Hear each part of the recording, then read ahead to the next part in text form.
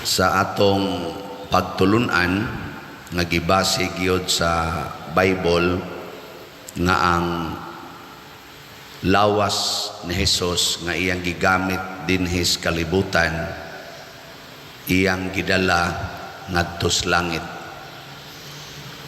Nya nisunod pod niini ang lawas nga gigamit ni Maria dinhi sa kalibutan iya sang gidala ngadto sa langit tungod sa kabubuton sa Dios, tungod sa kabubuton ni Hesus. Kay ang lawas nga gigamit ni Hesus gikan man sa lawas ni Maria. Nya si Maria sad sama ni Hesus wa gyud magpagamit sa iyang lawas aron makasala. Kumusta man ang inyong lawas? Nakasa na o wa? Kasa. Mao na di na gyud ang atong lawas nga gigamit dinhi, di gyud kaadto og langit.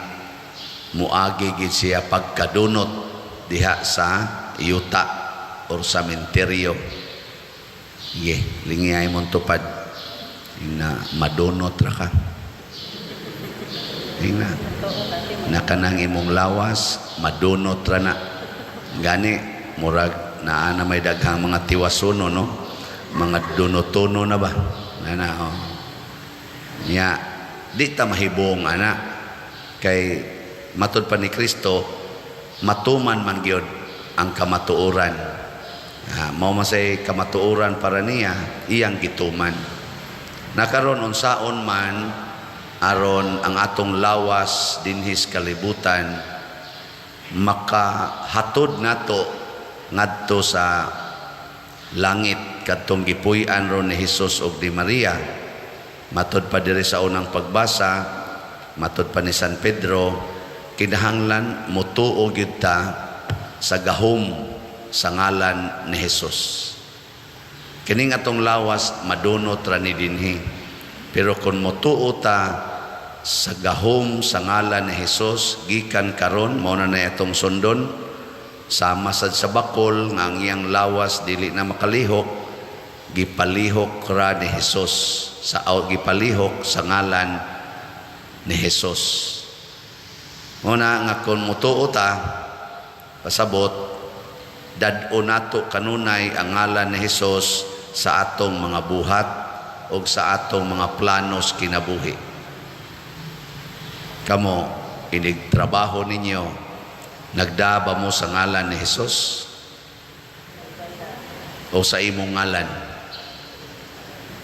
Pananglitan dili ka tagaan og overtime pay. Masuko ka? Kung kada ka sa ngalan ni Hesus, wa magkinahanglan na overtime pay.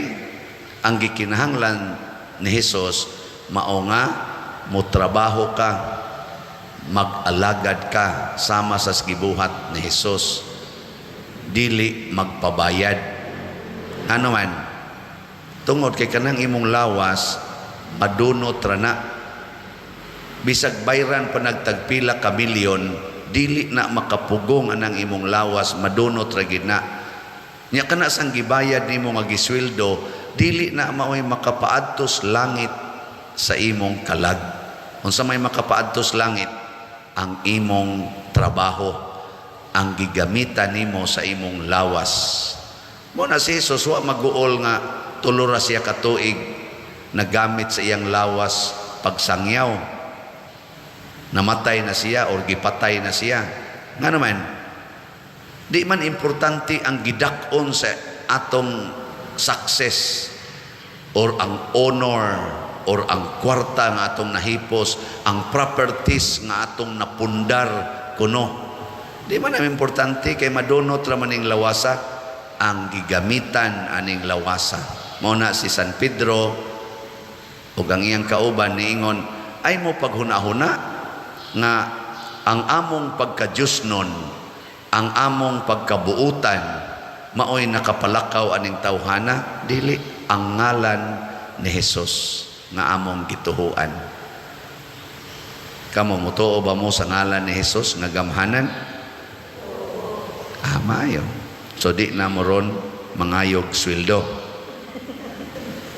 Kung magpahulam ka unsa may sugo sa ngalan ni Hesus aron ka maluwas, maningil o dili maningil? Kusga ko na ba? Kana niya inyo nang sundon. Di na ka maningil.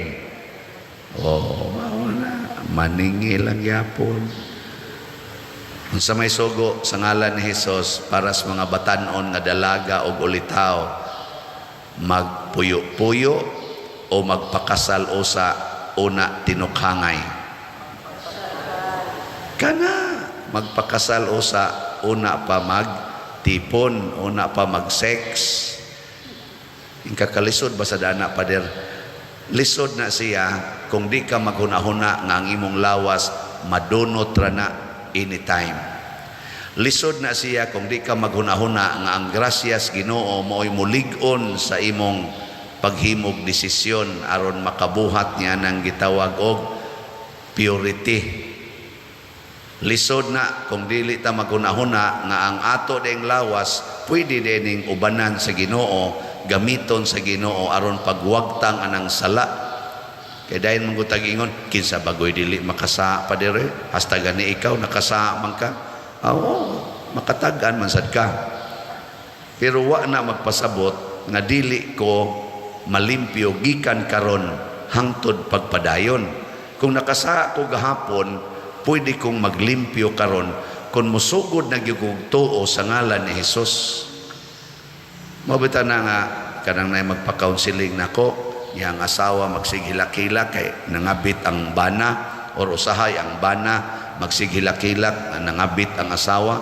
Nako higugma lang na tuhuig yun nga sa imong paghigugma niya matakdan ra gid na siya, mahimo ra gid ng buotan sa kanus pa man pader nga 15 naman ni katuig nga tuan na nagpuyo siyang kabit, mubalik pa ka na nako di na nakinahanglang mubalik nimo. Ang importante nga mabag-o siya aron ang iyang lawas magamit niya sa pagbinuotan. Ug kanus ana tuhui ang ngalan ni Hesus nga mo'y mubag-o ana. Nya oyon mo anang akong analysis. May klaro. Naingon ako pagsulti nako ana buotan biya kay siya ga-serve ko sa simbahan. Lektor man tingal ito siya, salmista ba to, pero dili dinhi. Akong ingnan nga kay ning sulti man siya nako nga ang iya kunong bana ni biya niya nya dili na lang sa kuno siya mudawat kay tuan na man gid nagpuyo sa kabit na nam sa kuno yung mga anak. Nako dili oy gikan karon isipa gid na siya nga imong bana, higugma agid siya kanunay isip imong bana. Siya padirwa naman siya mahigugma na kung ako dili na mo'y pangitaos Ginoo kung ang imong bana misukli ba paghigugma nimo, ikaw pagsigig higugma sa imong bana kay basin unyag naay moabot nga murag nagpabanabana matintal ka og higugma niya inig higugma nimo di ilisan to nimo imong bana, di man mo makasal, di magtinukhangay mo ana, di purting sala ang imong bana nakasa og adultery, kasa sa kag adultery siya. Halaana din na pader nako siya narabaon tay nanguyab na nako patay ka diha. Patay gyud ka diha gyud. Ay gyud ko di pwede pader, di nako. Pwede man na kun wa nay bisa ang inyong kasal. Nya unsaon man hala agi anang proseso sa pag-declare og nullity sa inyong kasal. Mo file ka og annulment sa civil o sa simbahan. Pila man say magasto ana pa der nako labing menos mga 150,000. Jala kadako. Balisod magikupakaon aning duha nako ka anak. Nako mo na ay nalag apply na liti ngano magasto-gasto pa man ka nagugma ra may gikinahanglan. Nya mo hapit naman sa ka mamatay kaya itong pagsulti niya nako mga 40 naman kapin yang edad nako wa na nanakas bracket sa mga patyonon.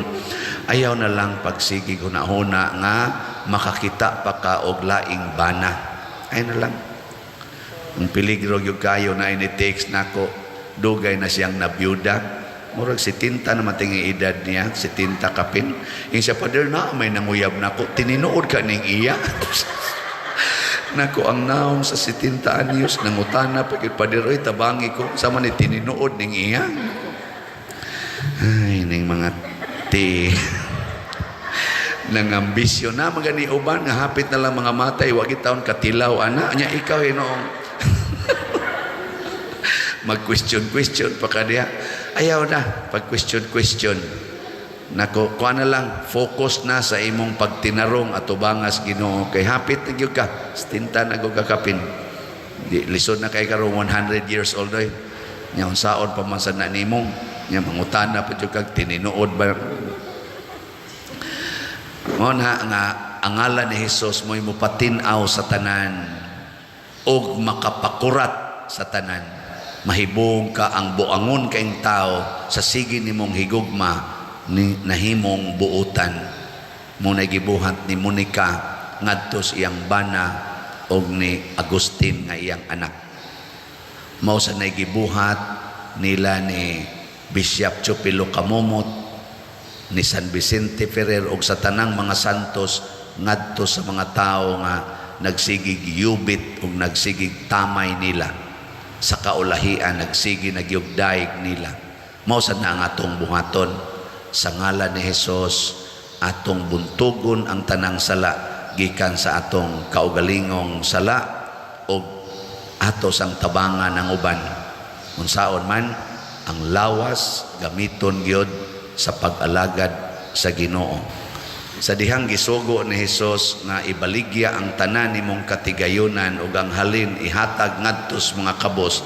kadtong batan-on nga iyang gisultihan ani nga dato kayo mibiya kaniya apan sa laing bahin dunay wa sultihi ni Hesus nga usa ka kabus kaayo nga byuda